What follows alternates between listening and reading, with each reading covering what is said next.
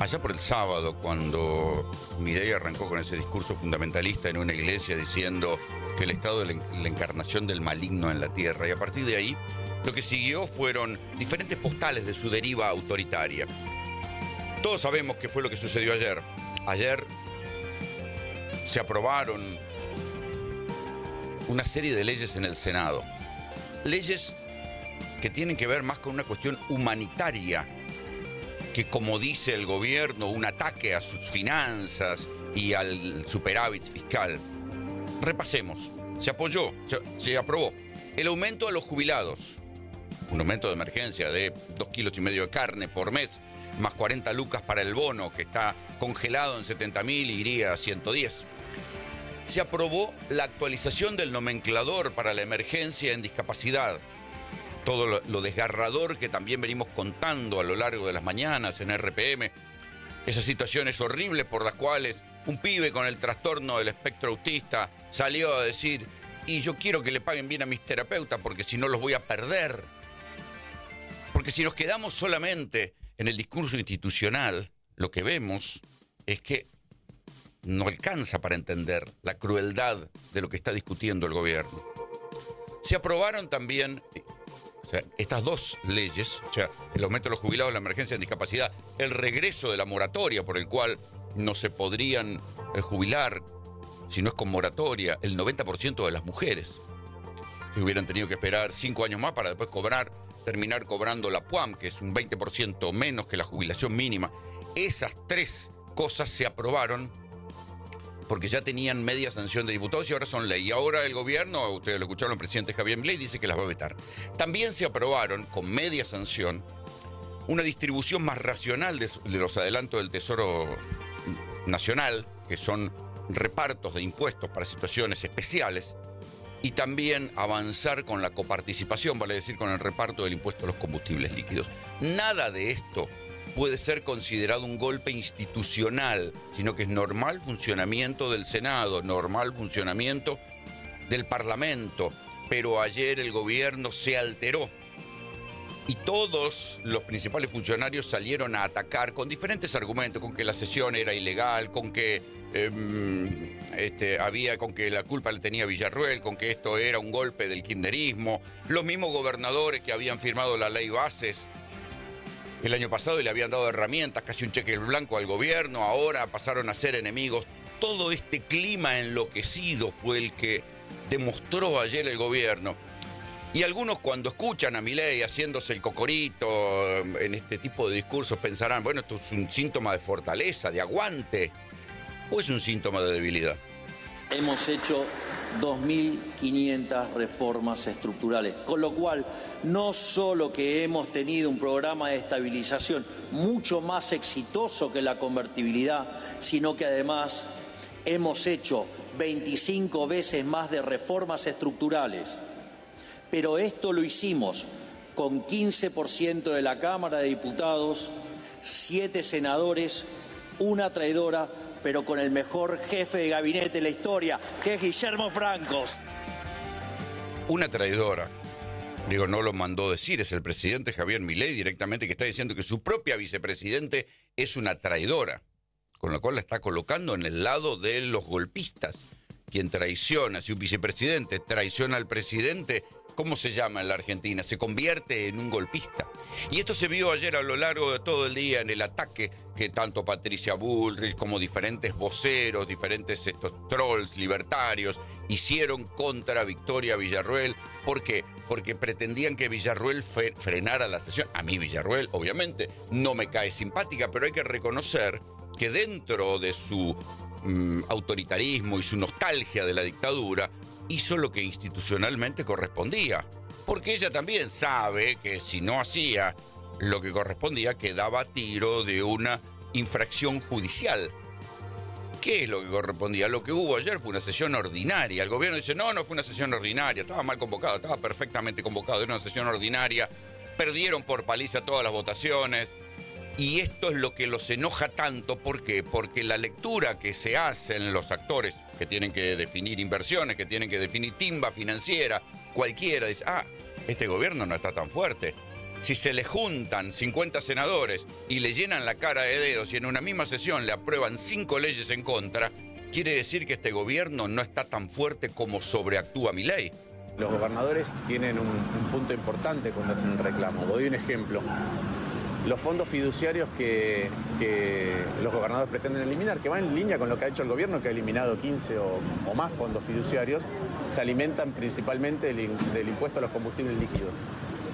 Esos fondos son para vivienda, esos fondos son para rutas. El gobierno no se está ocupando de lo nacional de eso y aún así se queda con esos fondos. Y los gobernadores que tienen que hacer frente a estas cosas dicen, bueno, si no los vas a usar, pasame una parte que yo que me estoy haciendo cargo de estas cosas, los voy a aplicar como corresponden.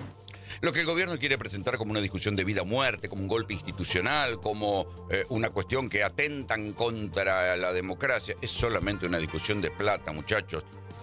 Relax, relax. Pero ¿qué pasa?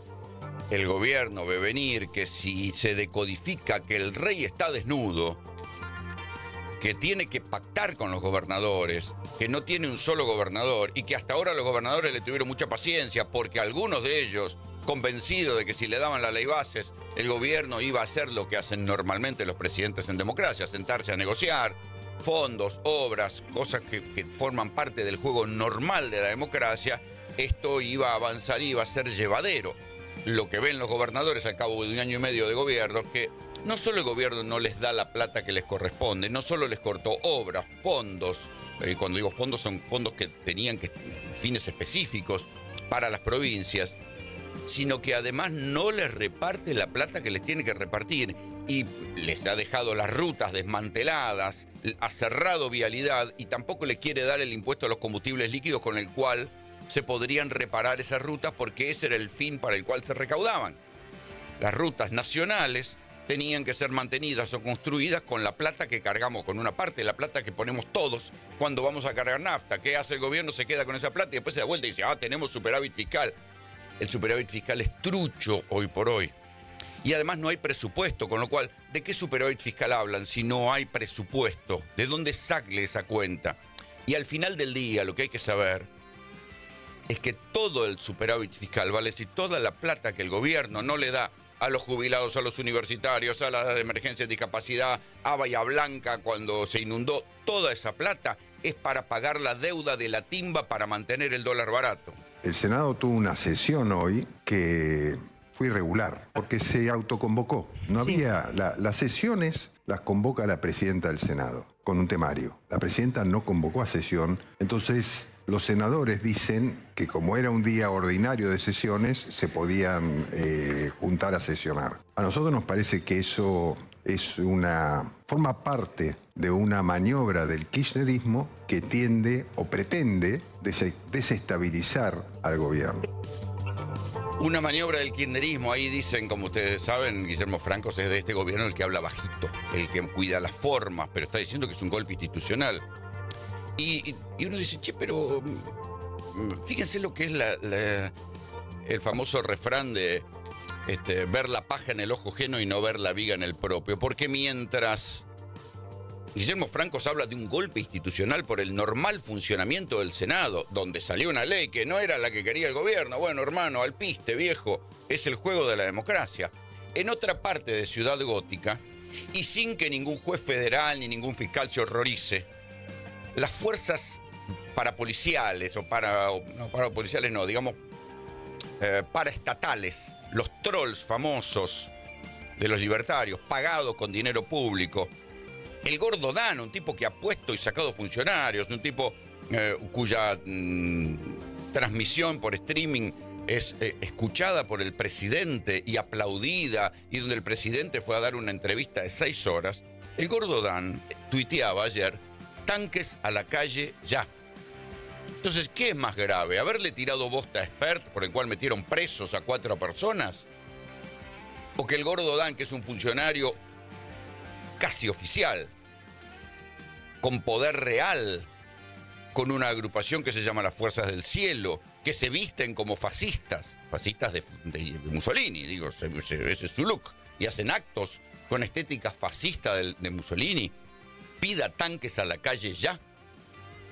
¿Qué es más golpista? Otro tuit que sacó uno de estos aplaudidos por Milei, muchas veces retuiteado por el presidente, que dice: organizar milicias populares, hay que darle armamentos a los ciudadanos para cerrar el Congreso. Esto lo escribió el trumpista o el trampista, que creo que incluso es uruguayo. Los que se horrorizan del chavismo piden armas para organizar milicias populares para cerrar el Congreso. Y ningún juez y ningún fiscal se dio cuenta de que esto era una incitación a la violencia.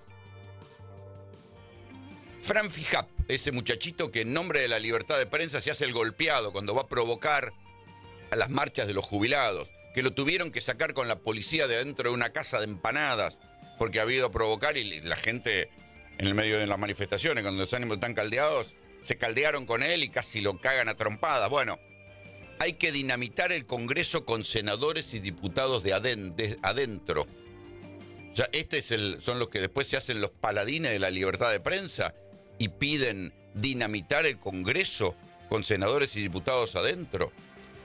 Si la justicia es lo que dice ser, a estos muchachos ya los deberían estar citando como cuando fue lo de Revolución Federal. Que claro, lo de Revolución Federal, que era lo mismo. Iban y colgaban bolsas negras y bolsas mortuorias, iban y escrachaban peronistas por la calle. No les decían nada hasta que apareció el atentado contra Cristina y le pusieron una 45 en la cabeza. Si bien nunca se pudo demostrar la conexión entre esa célula de agitación y la otra célula de ejecución, hay que empezar a pensar si estos muchachos, ahora por redes, no están siendo otra vez una célula de agitación. ¿Contra qué? Contra los que se oponen al gobierno. ¿Y para qué? Para profundizar lo que tanto venimos hablando, la deriva autoritaria de este gobierno. Claramente gobernar es establecer prioridades, ¿no? Y obviamente ocuparse en función de eso, de esas prioridades. Una Argentina que tiene los problemas que tiene, con las crisis, con las emergencias, por atender, fijar prioridades, además, nos establece el rumbo de país que queremos construir. Está más que claro, en función de lo que vienen diciendo los senadores y lo que vienen diciendo los diputados, de que los jubilados no son una prioridad para este gobierno. Son el último orejón del tarro, claramente. La casta para el gobierno son los jubilados.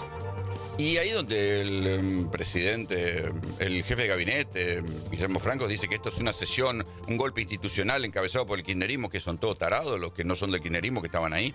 La cantidad de radicales que estaban ahí, incluso radicales que le venían votando todo al presidente Javier Milei. Senadores que responden a gobernadores que le venían votando todo al presidente Javier Milei, ahora se convirtieron en golpistas. La que está hablando no es precisamente alguien del kirchnerismo, es Guadalupe Tagliaferri, una senadora de la ciudad de Buenos Aires que era del espacio de Horacio Rodríguez Larreta, que está diciendo algo de sentido común, muchachos. Después de un año y medio de gobierno nos enteramos no solo de que los reyes son los padres, sino que además los jubilados son la casta. O sea, la casta, los privilegiados, están en el gobierno. Son los empresarios que ayer aplaudían a Milei cuando decía vamos a vetar el aumento de los jubilados. Esos son los privilegiados. Esos son la casta. Los privilegiados no son los jubilados, no son los discapacitados. No es a esos a los que había que ajustar. Pero en campaña electoral todo se podía decir. Total, Milei era nuevo, no tenía desgaste. Ahora se ven estas cosas e incluso aquellos que le dieron herramientas para gobernar empiezan a escaparse. Luis Juez, un hombre que cena habitualmente con Milei. Claro, Luis Juez tiene un hijo discapacitado. ¿Qué iba a hacer? ¿Iba a votar en contra de la ley de emergencia en discapacidad? ¿Qué pasó con los gobernadores? Porque hubo a lo largo de todo el día aprietes sobre los gobernadores. Los gobernadores de Mendoza, de Entre Ríos y de Chaco levantaron a sus senadores. Cornejo, Frigerio y Esdero levantaron a los senadores. Luego, los senadores que responden a Nacho Torres, ese muchachito de Chubut que se hacía el cocorito, que fue humillado por el presidente, que lo trataba de síndrome de Down y que lo trataba de que le iba a dejar el culo como un mandril. ¿Qué hizo? Levantó, ¿viste? Se hacen los guapos, pero después a la hora de ser consecuentes con lo que dicen, no lo son. Ignacio Torres, los senadores que responden a Ignacio Torres se abstuvieron ayer en los aumentos. Y sin embargo, fíjense, quien era un aliado explícito del gobierno, el gobernador Gustavo Valdés de Corrientes, sus senadores radicales votaron por la afirmativa para todas las leyes que se discutieron ayer, desde la emergencia en Bahía Blanca, pasando por emergencia de discapacidad, pasando por el regreso de la moratoria o la coparticipación de los fondos a los gobernadores. Lo que se vio ayer fue una mayoría especial que provocó una derrota por paliza al gobierno, y tan desorientados estaban que cometieron el error de levantar a los senadores, y así la derrota fue mayor porque las votaciones fueron 51, 50-0, 52 a no sé cuánto, porque ya estaban tan perdidos que no sabían qué hacer. Le echaban la culpa a Villarruel, pedían los trolls, pedían los tanques a la calle. Milei más tarde dijo: no solo vamos a vetar, sino que además lo vamos a judicializar. Y ahí se va a ver otra vez para qué está la justicia en la Argentina, que mete preso a alguien que tira una bolsa de bosta, pero no va contra los trolls que piden tanques a la calle y milicias populares. Van a judicializar y van a demorar. Además, Milei lo dijo explícitamente, que lo único que quería con judicializar esto era demorar para seguir cagando a los jubilados y que no cobren más, y que si tienen que cobrar vaya más adelante. Aunque él dice, aunque diputados y senadores puedan rechazar mi veto, yo lo voy a judicializar, y aunque sepa que lo va a judicializar, o sea, que esa judicialización no sirve para nada, porque es difícil que uno pueda judicializar algo que está hecho en perfecto modo y forma, y está generando un conflicto de poderes entre el Ejecutivo y el Legislativo, lo que quiere es demorar hasta las elecciones, para después no pagar el aumento de los jubilados, para después no pagar los aumentos para el nomenclador de los prestadores de discapacidad, para no darle la plata a Bahía Blanca. Entonces, no hay que desorientarse acá. Cuando el gobierno dice queremos mantener el superávit fiscal, lo que dicen es queremos mantener esta idea por la cual nosotros nos ahorramos la plata que tiene que ir para los que más la necesitan y la vamos a destinar al pago de deuda. Ni el presidente es un grano en esto, ni el presidente es un grano, ni el programa económico es brillante. No existe equilibrio fiscal. ¿Dónde está el equilibrio social que generaron una deuda en un año y medio de más de 100.000 millones de dólares? ¿Cuál es el equilibrio fiscal? O sea, hago el equilibrio, mando toda la deuda. Yo, en mi casa, me falta plata y me voy presto al banco. El otro me presto al banco, el otro me presto al banco. Y digo, tengo equilibrio en mis cuentas. ¿Y el crédito que tenés en el banco qué hace? Ah, que pague mongo. Porque ese es el criterio de Sturzenegger y Caputo. Ahí, con acento formaseño, José Mayans, el senador, el jefe de la bancada de Unión por la Patria. Ayer, como dicen los libertarios, le pegó una domada. Le explicó el reglamento a la vicepresidenta Victoria Villarruel, que intentó decir que bueno, que la sesión era antirreglamentaria. Le explicó el reglamento y le demostró que por algo él hace años que está en el Senado y ella hace apenas un año y medio que se acaba de sentar en ese lugar, que el que conocía el reglamento era él y no ella, que es la que preside el Senado. Y le explicó, le dijo, mire señora, usted tiene que arbitrar en la reunión, usted no puede decidir cómo funciona el Senado, usted es el árbitro, no puede patear los penales, usted es el árbitro de la sesión, no puede incidir en el partido. Y Mayans está diciendo esto, o sea, lo que hay que entender del argumento, detrás de los gritos de Milei y de todos sus funcionarios que salen en línea a decir vamos a defender el superávit fiscal porque sin superávit fiscal la Argentina se va al carajo y hacen terrorismo con todo eso, lo que hay que entender es que ese superávit fiscal, como dice Mayans, no solo es trucho porque es superávit fiscal con deuda. O sea, se están endeudando para hacer esto, están maltratando a los sectores más necesitados de la Argentina, a los jubilados al Garrahan, a los universitarios, a los discapacitados, a Bahía Blanca, para mantener ese superávit fiscal. Y al final del camino, todo ese superávit fiscal que logren es para pagar la deuda de los amigos que vinieron a hacer carry trade, de los fondos a los que cortejan para que ganen guita y después se la lleven. Y los que se quedan acá, que se jodan.